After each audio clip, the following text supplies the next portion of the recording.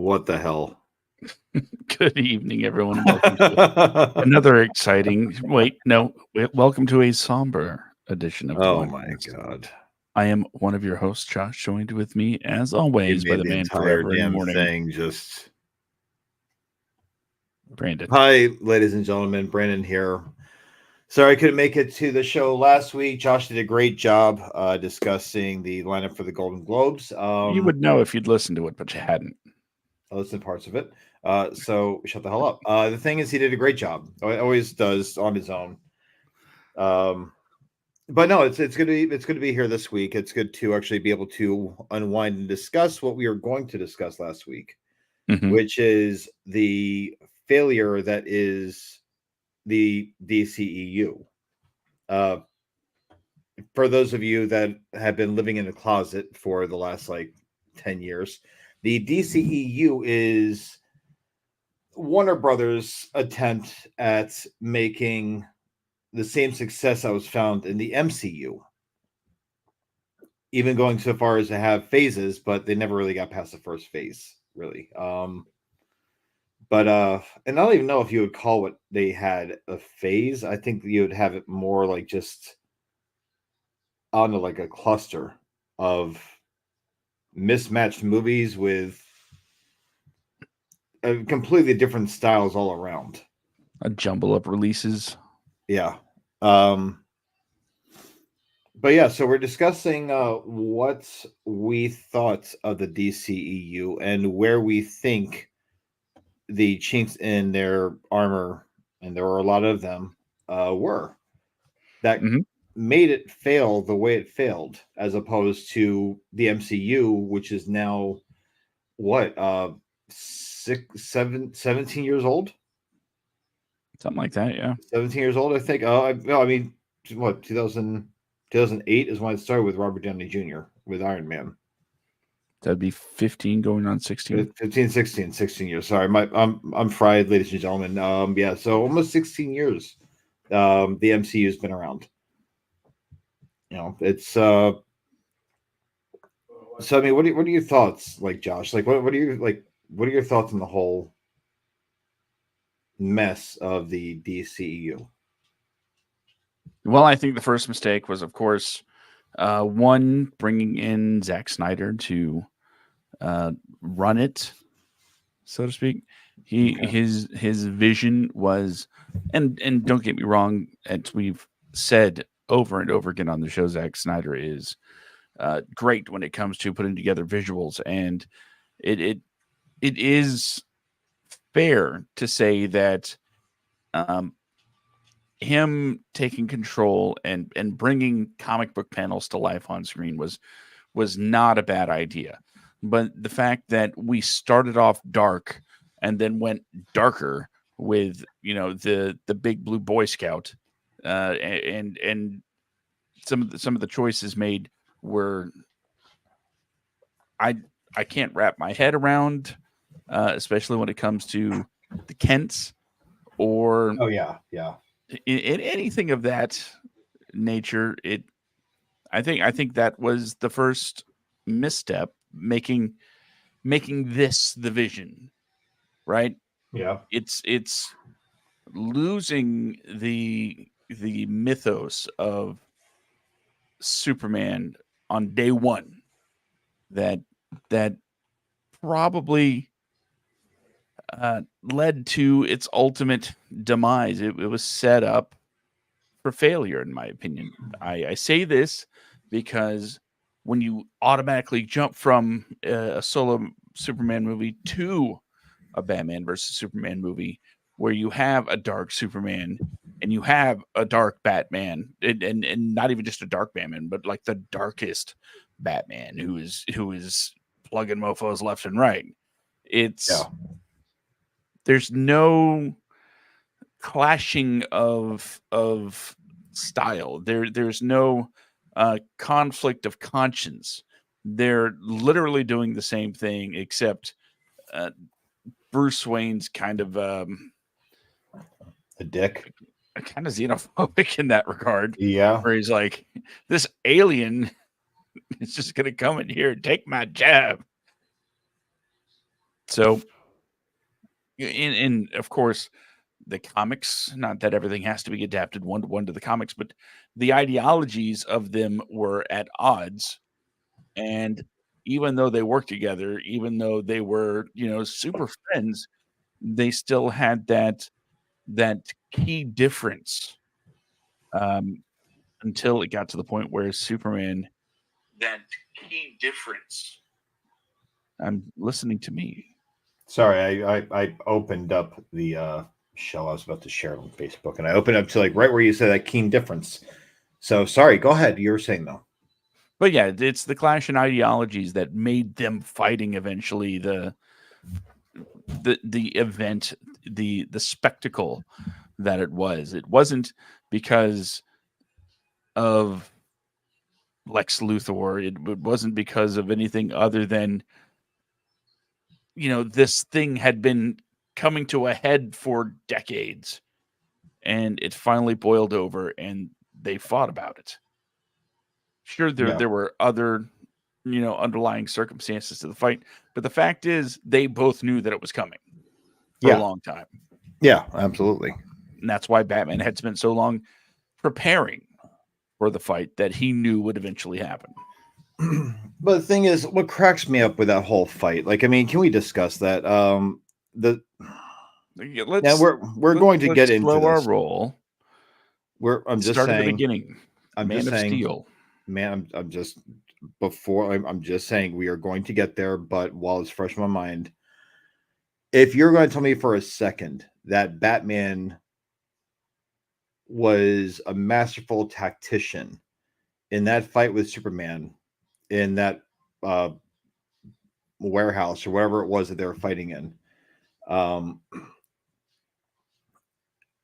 to where he is getting thrown quite literally all over the place for a good, like, what, 10 minutes, just thrown around by Superman.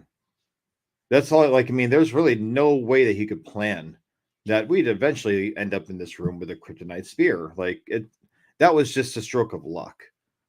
Superman could have just grabbed him and flown off into the sky with him. But I digress. But no, going to Man of Steel. I like what they did with the movie. I like what they did with certain things in the movie, rather. I like how it showed him as struggling with where he fits into the world. I like that concept. We kind of saw a bit of that and you and I have had this conversation before. Many, We've seen, huh? many times. Oh, absolutely, absolutely. So we've seen a hint of that in Superman Returns, where he was struggling with his place in the world, but that's also because he left for, I think, what was like 5 years or something like that in that Yeah. movie. And he came back to a world that just moved on without him. Mm-hmm. But in this movie, like, what I liked about Man of Steel, one of the very few things I liked about it was just showing him struggling with that part of him. And it's largely in private that he's struggling with it, but it's just so many things that happened in this movie that were, as you said before, not true to his character. You describe Superman as being, someone that is meant to be the best of us. And that is definitely not who we got in that movie. No. At all. Now Zod, Michael Shannon did a great job. He did. Like, I think that was one of the best portrayals of Zod I've seen live action. Like, I really enjoyed seeing him just tear things up. And with him, he's just a soldier. Like, I like how it explained that they are not a society that has natural births, that they're all pretty much programmed into doing what they're going to do. So everything Zod is something that Krypton made. So as far as he's concerned, he's doing the right thing. He's doing his duty. And yeah, and like, even as he said, like, at the end of the movie, like, there were some great lines in the movie. There's some amazing dialogue in the movie. But it's it's a beautiful movie that really does next to nothing to stay true to who Superman is at all. It's kind of like just like a darker, grittier version of Superman, but that's what Zack Snyder does. He does dark and gritty. I'm trying to think of one thing that he's done that was not. Um, I don't know. Put through aside from Dawn of the Dead. I'm trying to think of something he did that was not put through tons of blue filters to make it look more cold and an overabundance of slow motion. Because I'm I'd trying say to Rebel think. Moon's pretty shiny. Yeah, but Rebel Moon is just horrible anyway. But yeah, Man of Steel. Like, I mean, the ship, the Kryptonian ship where he gets his suit, has been crashed in the ice for over 20,000 years. Mm-hmm. His suit is on there. That's where he gets it from. Just happens to be from the House of L, of all houses. Or I guess like the House of L back then, like they were scientists too, like 20,000 years. I don't know. I didn't really understand that one. But I don't know. It's just like it's just I know that was supposed to be like the Fortress of Solitude for the Snyderverse. As short as it lasted, because it was pretty much destroyed that same movie. But yeah, I don't know. Like I went back, I rewatched it, and God, dude, just no. Yeah, It's it was. I also went back and rewatched it, and I thought, so I walked away going, maybe I was a little bit too hard on it, and then as I started thinking about it once again, the same issues kept propping up. Like, why is Jonathan Kent saying maybe you should have let him die when clearly, if, the town knows, uh, the kids knew. Who was it? Pete. He was, yeah, he absolutely knew what was up. He's like, I saw you do it. Your mic's off, and yeah, Brandon, your mic's off. oh, sorry. There we go. Sorry. Didn't the parents like have like a town meeting about Clark Kent? Well, they had a meeting with the Kents. They're like, we know what happened. Yeah. Still, and as we get to it, I'll point out each like thing that makes me go but the fact that Jonathan Kent's like, the world won't know what to do with you, and then we keep finding out, no, the world's pretty accustomed to this at this Yeah. point. I mean, at this point, the Justice Society has already been around for a while. So, but Yeah, it's just like, and it goes deeper than Man of Steel. It goes deeper than Batman versus Superman and all that stuff. Man of Steel was just like what kicked it off, and I don't know. It's just like it was just something where I liked it for a different kind of Superman story, but it just didn't really fit in line with the character at all. The whole bit of like Lois Lane, I like that they made it to where like she's not an idiot, and she, for the most part, fairly easily figured out who Superman was.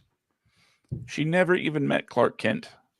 Yeah, I know. I'm just saying, it's like, but it's like she just singled it down to the Kent farm, Smallville, and all that stuff where it all began, and yada yada yada.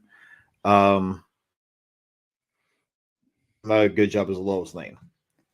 She didn't really fit the usual description of, you know, the black-haired, fiery reporter. Chain smoker. Yeah, the chain smoker. But it's still like one of those deals where after Man of Steel came out, people were excited to see, the Batman of that universe, because in the fight with Zod, one of the things that got destroyed was a satellite from Wayne Enterprises. Mm-hmm. And it had the logo from the Dark Knight. It had that logo. So people were like stoked about the idea that this shares a universe with Christopher Nolan's version of Batman with Christian Bale. And Nolan was producing these movies at the time. Yeah. Yeah. So and we never got the Christian Bale Superman kind of thing, but let's just face it, Christian Bale's Batman would have been killed instantly. Just So or not killed, at that least was maimed. after the trilogy. So that I know. means it was if they did go in that direction, if they went with the Dark Knight trilogy, Batman, he would have been one already faked his death. Two, by the way, spoilers, I guess. Two, he also, I mean, come on, in Dark Knight Rises, he had to use like bionic braces to walk, essentially. So yeah, he he was already in rough shape. But if you take that and add it to the idea that Batman's been around for a while, he's been doing this thing. Although in the Dark Knight trilogy, not to nitpick, he was like Batman for seemingly a few days out of all three of those movies Oh yeah, he because really he didn't kept do a whole lot as going Batman at away all. and then I'm back, and then he'd go away and he's like, "No, I'm back. The city needs me." I need to get their therapy plan because I didn't realize that you could fix a broken back that's exposed by hanging someone by a rope and punching them in the back and just leaving them hanging there until they stand. You know what? That's At this new. point, I'll take that health insurance. No, but one thing that I think really destroyed the DCEU, and it's been brought up on numerous forums, it's been brought up in articles and everything else, but it was the rush to catch up to Marvel. Yeah, They're like copy and paste the success of the MCU. And truth be told, DC Comics was always my shit growing up. I always loved DC Comics. They had some of the best stories in DC Comics. Like the MCU, they took the relatively more obscure character to start with. And they're not going to say Iron Man's obscure, but you think of Marvel at the time, you think Spider-Man, you think X-Men. That's what came out. Those were the movies that were out at the time. yeah. Those were Iron the Man comics that C-lister at best. like Iron Man was pretty much just like a third wheel character while he's one of the originals, he was not that Not a popular. focus. Yeah. But the thing is with Marvel Comics, with the MCU, they took these characters that not many people really knew a whole lot about, and they know rough stories to them and everything else, but like I don't think many people really knew the story of Thor and how he got banished from Asgard. That was a real storyline in the comic books. Yeah. Iron Man with his drinking problem and everything else, they kind of skimmed over it a little bit in the Iron Man movie, but they did touch on it too. But they really took these characters that were second tier characters lower tier characters rather, and they made the successful franchise out of them. But then you have DC Comics who had like the headlining characters for the comic book series. The most iconic comic characters in existence. And they failed miserably with them because and these are the ones that you should know exactly what to do with, but you just mishandled them. Because I mean, once you leave Man of Steel and you go to Batman versus Superman, you have a Batman, as you said, that was pretty much just killing people, just going out, just if not killing them directly, killing them indirectly by branding them and sending them off to Blackgate prison or wherever he sent them, so they would be killed, just out of suspicion of being informants. You had a Lex Luthor that just was whatever that was. You have Batman. You have Batman, who is correlating with Wonder Woman through a good chunk of the movie for her to show up in her gear at the end of it. And Superman's like, "Is she with you?" Batman's like, "I thought she was with you." Like, dude, you're the one that's been talking to her. But it's like you're the one that sent her the email that was like, "Look, other super people." Yeah, and that's the other thing. Batman vs Superman, they shoehorned in, not so much Cyborg, but they did put Victor Stone in there as he was getting his cyborg body. You see the Flash, you see Aquaman, just like in little clips through files. Yeah. Can we? Can we talk about the Flash from Batman versus Superman for just a moment.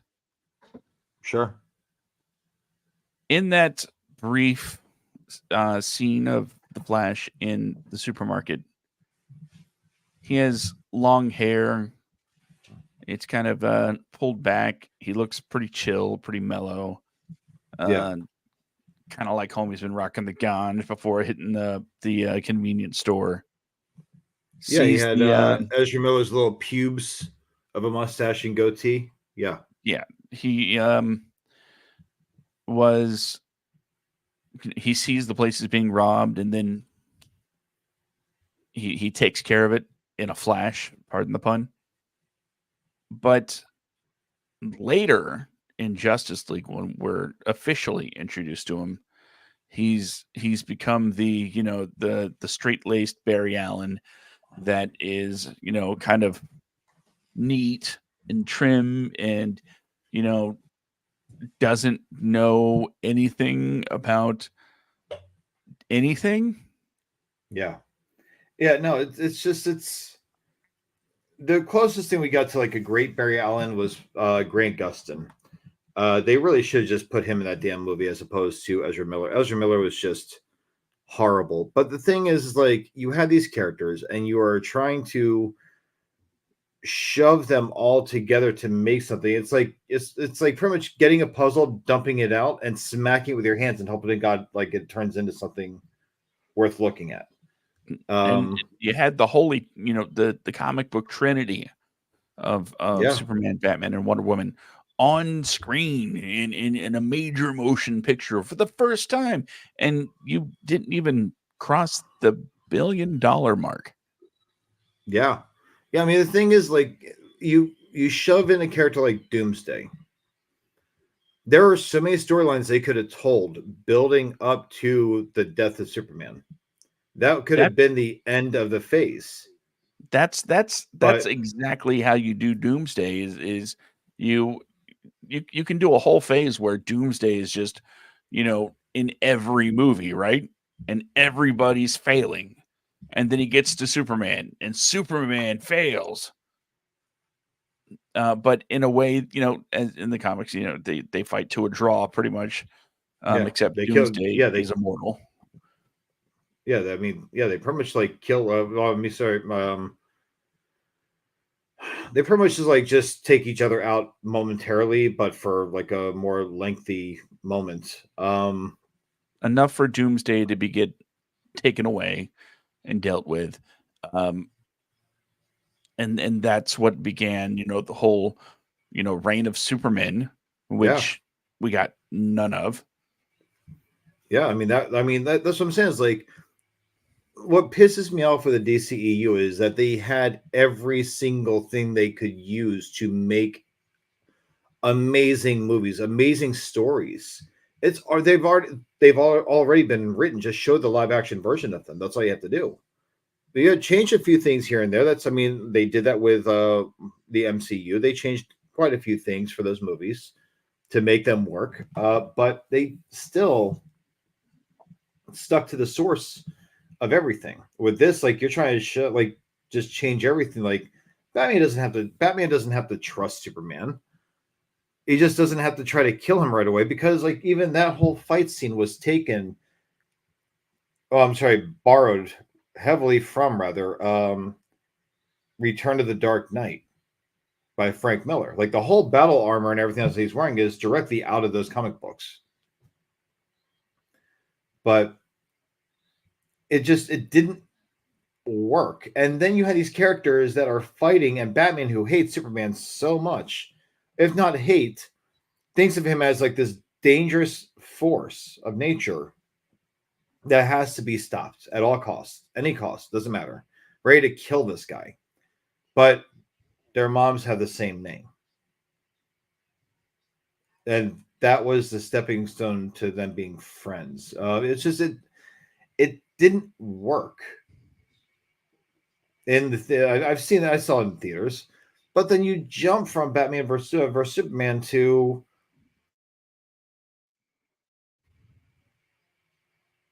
which then was like after that there was also Suicide Squad. I think they came out like one after the other. Yeah. but they were just like not great movies at all. Justice League was just like you say, you see the Flash just being this weird, awkward kind of guy. Um, Even when the Flash it- was in Suicide Squad, he was that the was the Flash. Flash. Yeah, in Suicide Squad, when he's busting Captain Boomerang in that vault, and he's like, "Oh, I guess there's no honor amongst thieves." And A just quick like kind of like he's like that little taunt that he gives him, like that right there is Flash. That is the comic book version of Flash. It's the most comic accurate version of Flash that we got in any of those movies. Everything else was just Ezra Miller just being Ezra Miller. I felt like he was trying to do like a Shia LaBeouf, like impression in all these movies, but just an over exaggerated one. Like I'm talking about, like the Transformers Shia LaBeouf, like where he was like just never shut up. He was always just like saying like just really weird and awkward and whatnot. yeah, But I'm gonna give Shia a pass on the first Transformers, only because he was just coming off Even Stevens, and yeah, just finding his footing as any kind of actor. Um, but I get what you're saying. That's why on this show on the WADcast I've asked, um, was Ezra Miller trying to play Barry Allen as someone on the autism spectrum? I mean, I would think so. But it's again, then even jumping from there, like you have like this whole movie that's just a complete mess, and these characters just are. Yeah, Aquaman is just an asshole. Cyborg does not care. He doesn't really have a whole lot of interest in anything. Wonder Mhm. Woman and Batman have this rapport with each other that's just, I guess teeter totters on, I guess, romantic interest with each other, but it doesn't really go there. It's just, Kind of they're, flirtatious, they're, but they're- not yeah, crossing the line. they're like flirtatious siblings. So like That's how it came Angelina off in those Jolie movies. and oh wait, sorry. But it's just like and then like what you have Lex Luthor's well, no, yeah, no, I'm sorry, not Lex Luthor. I'm sorry.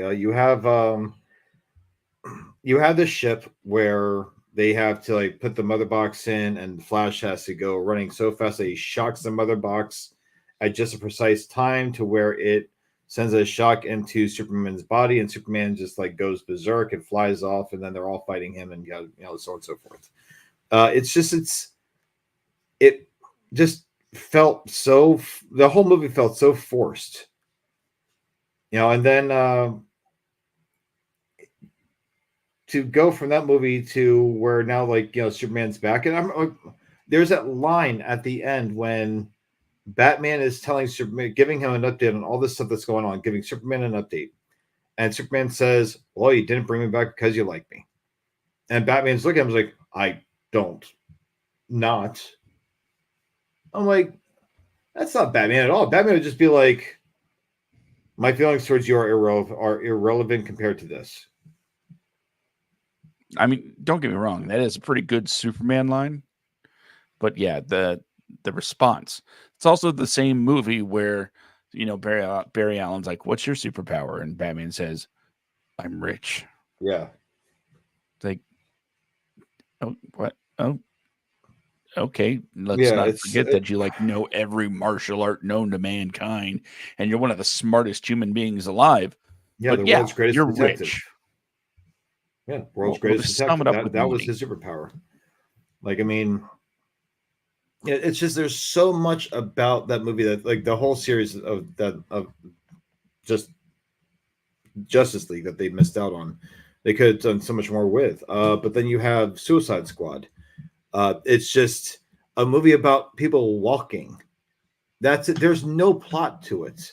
Everything that happens in that movie is completely accidental. Every single thing that happens in that movie is completely accidental. Uh, Well, they they have to create stop this team of Enchantress. people. Yeah, yeah, but that's because Amanda Waller made Enchantress. Like she made her what she was, like desperate to Yeah. get her heart back and everything else, and rescue her brother, yada yada yada. But the thing is still, uh, and then the whole movie is they're rescuing Amanda Waller. the whole point of the movie is like, oh well, they're going to take down a greater threat, like a Superman level threat. Like,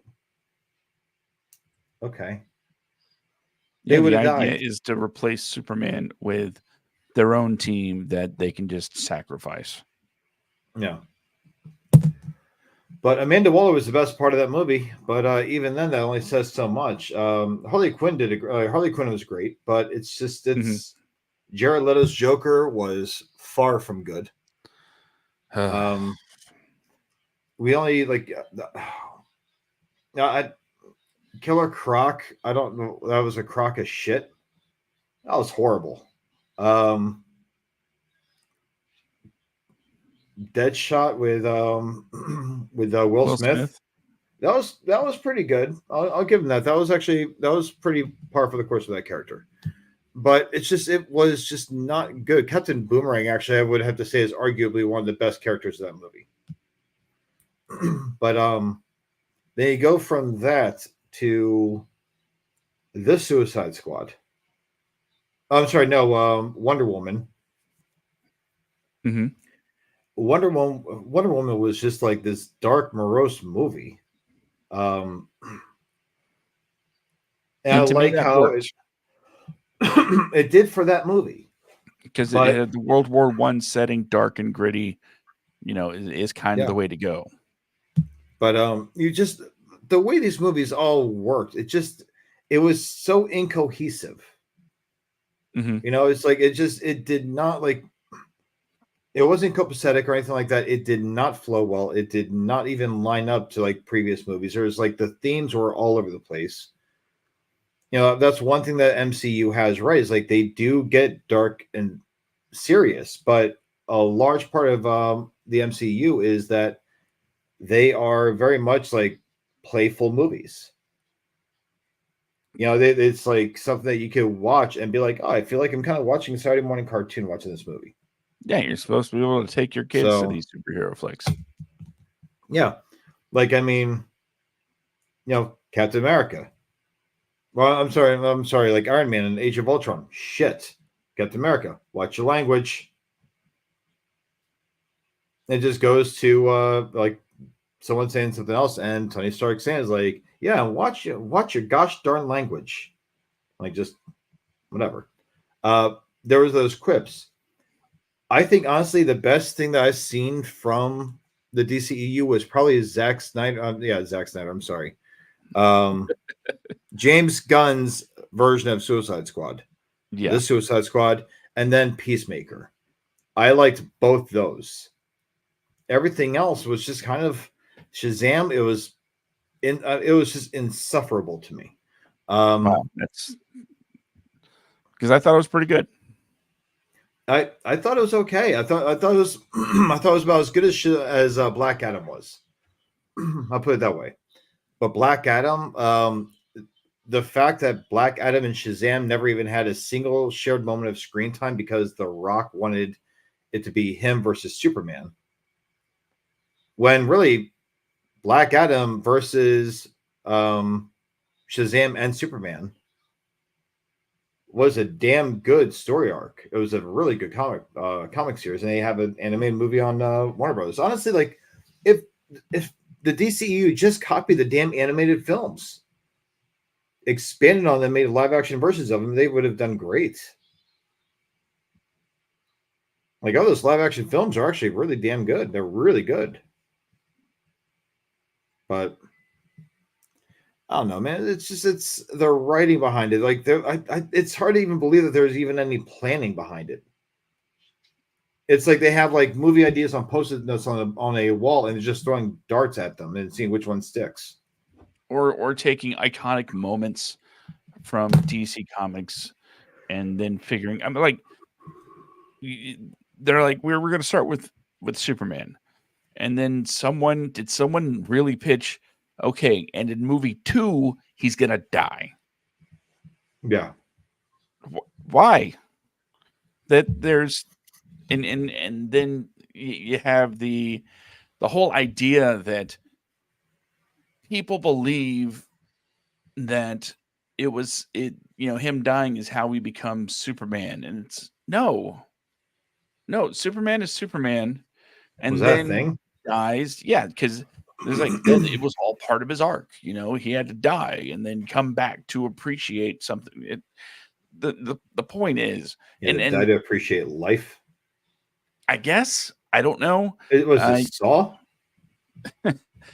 then the idea that in the end we're still going to have big bad evil Superman in the Nightmare universe or in the Nightmare movie. It's Yeah. like so we will finally get the Superman that we all know at the end of Justice League 3, because that's what it sounds like the whole Snyder vision was aiming for, that Yeah. Superman hates people, or hold on, he questions himself and humanity, he dies, feels better about himself and humanity, and then something happens and now he really really hates humanity. Or Mm-mm-mm. no, wait, what was it? He dies and wasn't. I know at some point Bruce Wayne was supposed to knock up Lois Lane. Yeah, they're supposed to have Superman was supposed to die. Oh no, Batman was supposed to die. That's what it was. Uh, but Bruce Wayne and Lois are expecting a kid, and they were going to name the kid Bruce Kent or something like that. It's just like I read this and I'm thinking like why, like just why? It makes no sense to me. None of But it makes any sense. then you get to like the more recent movies in the last couple of years, like with Wonder Woman 84, that was really hyped up. Aquaman was okay. Aquaman was watchable. I had Aquaman 2 was Aquaman 2, but you have Wonder Woman 84. Aquaman, just as a note, highest grossing Yep. DCEU film, You which turn is mind blowing. Yeah, you grabbed like the nerdiest character, the biggest joke of DC Comics, and you made him the badass. But I mean, just the other thing that cracks me up is like how Wonder Woman's rope works. Apparently, if you just touch it, you're spilling your guts about everything. The lasso of truth. Well, yeah, it compels you to tell the truth, but I thought you were to tell the truth if you were asked a question about something. I believe that's the general Yeah, belief. not just I sat on the rope and I'm just going to tell everyone like how I have a tough persona, but I'm really a little puppy dog inside. I'm really scared every single day. Like just you know, I've heard I know what sex is, but I've never experienced it. You know, Again, like what all what these. what was Ezra Miller channeling? What were the writers channeling with things like that? Yeah, like I mean, it's just on top of that, like with the Flash going to that movie, you have like this character that just does not line up, and you borrowed so much. And we discussed this on the show before. You borrowed so much from the Flashpoint storyline, Mm-hmm. and you completely screwed it up. How? And you brought back Michael Keaton to do it. Yeah, Jeffrey Dean Morgan would have. I would have much. Listen, I love Michael. I love Michael Keaton as Batman. It was great seeing him back as Batman. I would have much rather seen him back as Batman and Batgirl, with him going up against Brendan Fraser as Firefly. I would have loved to have seen that. And then have Jeffrey Dean Morgan come in as Thomas Wayne's more brutal Batman, coming in Yeah. with the guns and everything else. Just think of like Negan from Walking Dead, but as Batman. That is who that Batman is, and I could picture Jeffrey Dean Morgan rocking that shit. Do it like they did in the cartoon, like you mentioned before, Yeah, where you don't even set it up, right? It's a cold open. Flash wakes up in this alternate universe and doesn't know what's going on. yeah. His mom's still alive and everything else. It's It's not like a different universe. It is just like it is an altered timeline. That's all it is. In this timeline, he saved his mom's life, whatever. But then you have like the big bad of the movie is Barry Allen. I guess I don't really know who the bad guy was in this movie. There was It's no not bad. Zod, but in the Flashpoint series, it is Professor Zoom, like AKA Eobard Thawne. He was the bad guy. In this movie, he doesn't care about finding out who killed his mom. He doesn't care about that at all. He just wants his mom alive. He wants to exonerate his father as a suspect, but he doesn't want to figure out who killed his mom. And we're told by the director, "Oh yeah, of course, it's Reverse Flash was his mom's killer in the movie." Oh, well, Really? that's Because cool. We never saw him. in the movie, We saw a future version of a Barry Allen that did not give up on trying to save people, that drove himself mad and got mutated from all the Kryptonian shards that were in his body. Um, it was just really, really, really bad. And then after all this, he finally learns his lesson that you can't save people, you can't alter the timeline, you can't go get selfish with things, only for him to get selfish and move the can of tomatoes or whatever it was that he was moving. I forget. yeah, it's It was canned okay. tomatoes, right? Don't move anything. But Don't move anything. Well, maybe this one thing. and then he moves it. But here's the funny part: that happened in an alternate timeline. Oh no, that's right. He went back. He went back to the past to do that. So he goes back, what, 15 years, I think it was, to Mhm. do this. And somehow they got the footage from the grocery store from 15 years prior. It took 15 years to get footage. No, they had the footage, Okay. Then but I must have zoned out from the stupidity of that movie. here's what happened. In the original timeline, they had the footage. Barry was like, "This is going to finally exonerate my dad," but some of the footage was corrupted because of age, and what they found out was that his dad never looked up at the Yeah. camera, so they couldn't say definitively that it was him. But sure, they could convict him of murder based on zero evidence. Yeah. But yeah, this guy that It could was, reasonably pass for the guy that's trying to not be convicted of murder, it's not enough evidence to exonerate. yeah. So when they got this, when da da da da stuff happens, Batman says, "Barry, don't change the timeline." Barry's like, "I won't, except I will." And then he does it. And then when he gets, everything happens, he fixes everything. And he's like, "There, all fixed. Well, one more thing." And then puts the can on the top shelf so his dad can look directly at the camera, right? Yep. And then we get Clooney Batman. And then Well, he goes Clooney, Bruce back Wayne. to his original year, right? And we find out that this new evidence, along with technology from Bruce Wayne, they were able to clear up the video, and then you have a clear face of his picture of his dad reaching for the can, and it's like, yay, he finally gets out. Yep. Because they had to wait until the technology was there to clean up the video that they've had the whole time. But luckily, it was right around the time Barry initially goes back in time to exonerate his dad that the technology comes around to clean up the video. So those 2 points go hand in hand. That's why he. He's like, "I didn't change the timeline. My dad still gets to spend a ton of time in prison." And when he gets back, like you said, um, he's like, "I didn't change anything." He. And then you, that's when he drops the F bomb with Yeah. Who is Clooney that? walking Like up with to him. Clooney, Bruce Wayne. Yeah. It's God, man. The thing is these movies could have been something great. The entire DC lineup could have been great. Could have. It could have been. It could have absolutely rivaled the MCU.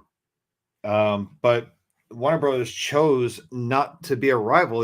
They chose to be a laughing stock. Like, I mean, it's just like everything's right there. Like, imagine like a Teen Titans movie. Yeah, yeah. It's Would be great.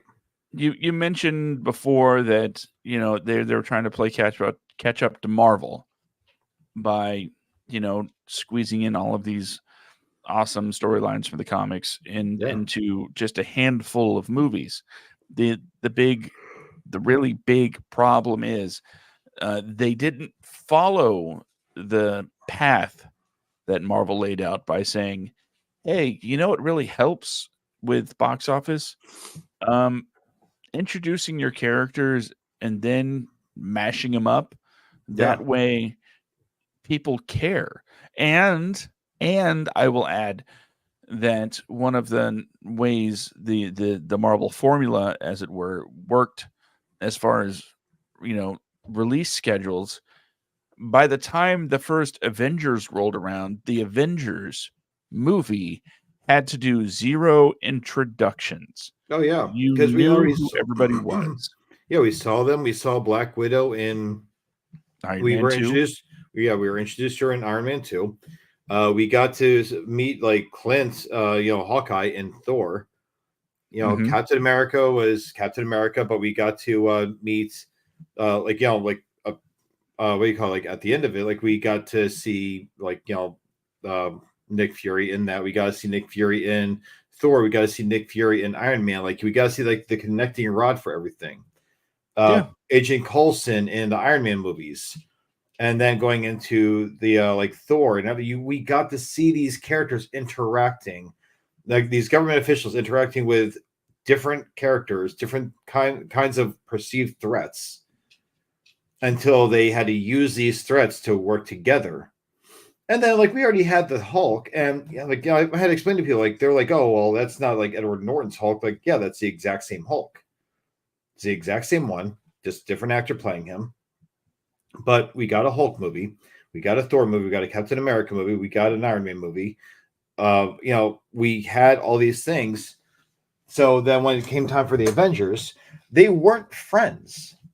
They did not get along. Captain America and Iron Man couldn't stand each other at first. And then they became friends, and then they weren't friends, and then they were friends again. But that's how their relationship is in the comic books. It's a very volatile relationship. It's very much like Batman and Superman with those two. Mhm. But yeah, if they had just done that with the leading up to the Justice League, have that first phase where you have you have like Superman, you have Batman, you have Wonder Woman, The Flash, Aquaman, Cyborg. We should have gotten a Cyborg movie that, like, aside from a really bad CGI in the Justice League movies, Cyborg was a pretty badass character. I think every Justice League member should have had a movie beforehand. Absolutely. No Absolutely. introductions. I would have loved to see more interactions with Ben Affleck's Batman and oh god, what's his name? Commissioner, the guy played Commissioner Gordon. His name's on the tip of my tongue. I'm so fried right now. J.K. Simmons. J.K. Simmons.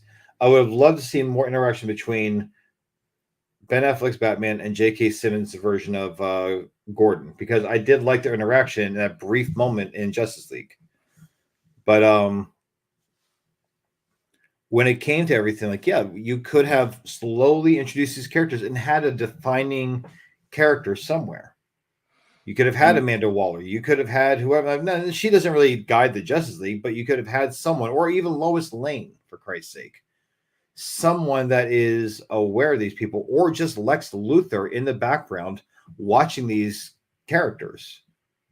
Easy enough. Bruce Wayne, finds out that, or even Superman. Somebody finds out that there is a big threat on the way. So it makes sense for it to be Batman. Batman has to put together a team. Yeah.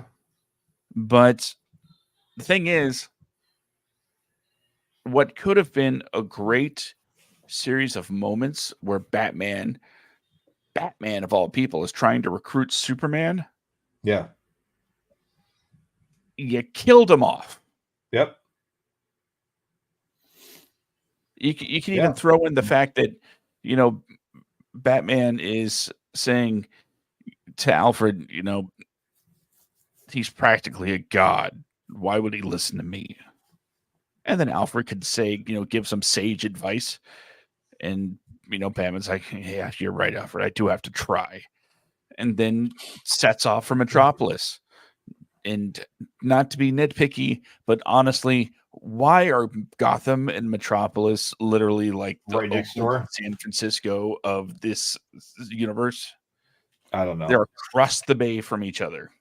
Yeah, I don't know. It's, I don't get it. but Who it's drew like, this map? I was gonna say, like, wasn't like Metropolis supposed to be like kind of like California, like Northern California kind of thing, and then you had like Gotham City was supposed to be like the New York kind of thing.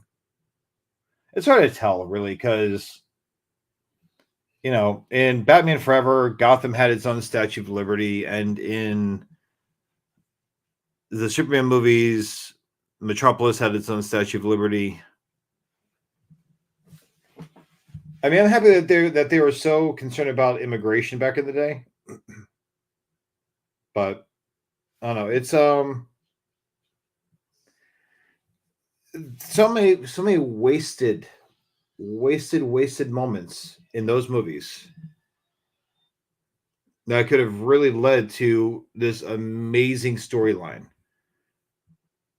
You know, we could have seen the death of Lois Lane, which would have caused like, you know, or like an alternate universe of the death of Lois Lane at the hands of the Joker, which caused like, you know, Superman and Wonder Woman teaming up to create order, which would have led to like the Injustice storyline and everything else that they kind of teased on in Batman vs Superman. Hold that thought for a second. Okay. Because I pulled this up. Wow, it's terrible. Okay. Yeah, it's horrible. That was horrible. Okay, I'm gonna see if I can read this. Metropolis, it looks like is, let's see. What is that? Rhode Island? No. Hold on. What is that? It's, yeah, I got nothing. But it's south of New Jersey. No, so what? Delaware, Maryland, Maybe Maryland. Maybe it's Virginia, like a Baltimore. Florida. No, it's not. No, it's yeah, possibly Maryland. South of New Jersey. And I assume Gotham is New York, north of New Jersey. Let's see. Gotham. Where is Gotham? Gotham City is New Jersey. Oh, wow. Well, it makes sense. That would make a lot of sense, actually. Wonder Woman in DC. See? So Batman's a Jersey boy. Gotcha. Okay. Yeah. Green Arrow's Northern California.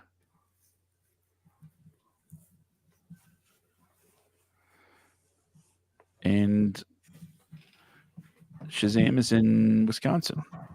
You know, it's like they dropped the ball, they picked it up, they kept dropping it, they pick it up, they kept dropping it. It was just consistency is all it needed. That was it. Swamp Thing. That's coming. I think it just had an earthquake. We've been like the third one in the last like few days. I'm just saying, like the Swamp Thing that we got, like the series, I was canceled after like the second episode. That came out like I think it was like 2 years ago. Badass series. The things that they are doing with these movies, or that they were doing with these movies, it did not, like I said before, it just didn't line up. That's the biggest problem that I had. It did not line up. It did not take its time introducing these characters. Marvel spent years building these characters, and DC's like, no, shut them all together, like right now. By movie 2, you have to have everybody meeting. Yep. Or at least aware of, everybody. Yeah. So. And that proved to be the detriment. Real quick, what would you say was your high point? What movie was the high point? For the DCEU? Yeah. The Suicide Squad. It's sad when you make the villains something you care about more than the actual heroes. I cared about Starro within like 10 seconds. Oh, yeah. Yeah, like even like the very last line that he says, like, I was happy just drifting out in space of like amongst the stars. Like, but then, people got it, people. Oh, we had to put this in captivity and study it. Oh, it's got an eye that's moving around. Oh, it's okay. It's not intelligent. But so I was like, you're not intelligent. But I love how they actually got like what's his name? Polka Dot Man. And how they actually made him kind of like a badass in his own way. Like his power is badass. Again, Harley Quinn. Margot Robbie did a great job. It's like they all did a great job in that movie. And having someone like the Peacemaker, with John Cena, you got this completely you have this character that is so obscure, but he made him a character that you really cared about, especially after the first episode of Peacekeeper. Is it Peacekeeper or Peacemaker? I think it's Peacekeeper, right? It's Peacekeeper. Huh? Like John Cena's character, it's Peacekeeper, right? It's not Peacemaker. Peacemaker. Peacemaker. Is it? Peacekeeper is Shotgun. And oh no, yeah, that's right. Peacemaker, because he I make peace no matter how many people I have to kill. But he had a great arc where he's like, wait, I'm not the good guy? Yeah. Yeah, he really did. So with Peacemaker, like the series, when I really expanded on that, on the Suicide Squad. The Suicide Squad is my favorite entry in the entire series. I really enjoyed it. So it's when I had the most fun watching. So yeah. And I might just go back and watch that again for funsies. I'll probably put that on tonight when I go to sleep for the first time in over 24 hours. Yeah. But yeah. But speaking of which, I probably do need to go to bed here. I just have to get a shower and do everything else. Hear that, everybody? Brandon's about to get naked. Yeah, off camera. Off camera. Make sure you subscribe to his OnlyFans. I have one. Just go to Brandon's Junk. Brandon's Junk. Oh my God. But either way, I hate to cut this show short or my presence on it, but I'm just dragging. Luckily for you, we pretty much got in our post-mortem. We talked about everything that went wrong. We got in some compliments for what it was worth complimenting, I think, and everything got touched on except Blue Beetle, and that existed. So there, touched on it. And Blue Beetle was my second favorite movie of the entire DCEU. And But for full disclosure, I did not see Aquaman and the Lost Kingdom. And looking at the box office receipts, neither did anybody else. So you're it's not missing okay. anything. You're not missing anything at all. It's not bad, but it's kind of like Black Adam. It's not bad. It's got its entertaining points, but it's just really not great either. Could have been a lot better. I have no issues with superhero movies that are mid. Yeah, that's what this one is. It is really, really, really mid. Like Those when you turn, huh? And the superhero movies that aren't super hype are just kind of there to satiate that hunger for a superhero movie. Yeah. If you haven't seen one in a while, all you really need is a snack until the next big event. Yeah, that's really it. I'm fine with that. Yeah, it does what it sets out to do. It's entertaining. It's just not great. That's surprise people. Yeah, that's it. But not every superhero movie is going to be a huge event, and that's fine. Yeah. But on that note, I am going to get going here. So take the dogs out and everything else. All right, get out of here, you scamp. Everybody, listen, it's great to be back this week. I do not know if I'll be on the show next week. It depends on my schedule. I'm really trying to be. For those of you that don't know, I'm just working a lot at my job, and right now any overtime that I get, I've got to take. So, how the world works, right? You got to take the hustle when you can. So right now, in future situations, I will not be working any overtime on Fridays, just so Josh and I can actually do the show and I can be part of it. But last week, next week, I most likely will not be on the show. But it's good to hang out with everybody. I'm looking forward to, our next show together. I really am. But that said, everybody, belated Happy New Year. I hope you guys had an amazing New Year. I hope you guys were all safe and everyone made it home. Just period, made it home.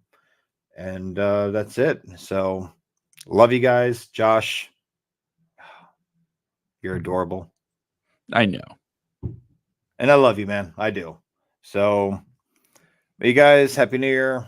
I'm going to get out of here and I'm going to let Josh finish up the show with his Danny Tanner uplifting final thoughts. So that's about it. Happy New Year. Happy Friday. Happy weekend. I'm jealous. And good night. Well, that was Brandon, everybody. It's time for us to have a little chat. Hi, kids. Before I head out of here, I just want to let you know you can go to WADcomedia.com. That's where you find all of the social media links that you need. Follow Wadco Media and the WADcast on Facebook and 1021 if you're, feeling froggy. Monday, this past week, I put out a short preview of what's to come from Wadco Media in this year, 2024. Hopefully you've had a chance to check out that. Then you'll have an idea of all of the extra content that's coming your way. I am not one for New Year's resolutions, but I cannot deny the fact that starting a new year is a great way to begin new habits. So, with that being said, I'm going to fall into an old one. And I think it's a good one. To remind you that the only thing standing in the way between you and your dreams is you. That's right. It's a new year. If you want to create, make this the year that you get it created. If you want to be a writer, start writing. Get that script done. If you want to be an actor, start doing it. It doesn't have to be for money. It doesn't even have to be for a camera. Just start acting. Audition. How about that? Get some auditions under your belt this year. If you want to be a director, you got a phone, start directing. Get a few of your friends together, and if you don't have any friends, set it up on a shelf and hit record. Act yourself. Draw some stick figures. Just do whatever it takes to make what you want to create come to life. You don't need permission. You just need to have the fortitude to stop saying you're going to do it and start doing it. That's it. I know I'm going to be doing a lot more creative stuff in 2024, and some of it's going to be heading your way a lot sooner than you might think. So, with that being said, well, one more thing. For everybody that voted in the Folio Weekly Best of Jack's 2023 Best Podcast Award, we haven't got the results yet. But I do want to sincerely thank each and every one of you for voting for us, if that's what you did. And hopefully we'll hear some good news within the next couple of weeks. And hopefully we'll have some big news to tell you once that happens. So, for Brandon, I'm Josh. This has been the WADcast episode number 156. The numbers are getting big. And we will see you next time on the WADcast. Thank you all for watching /listening. We will catch you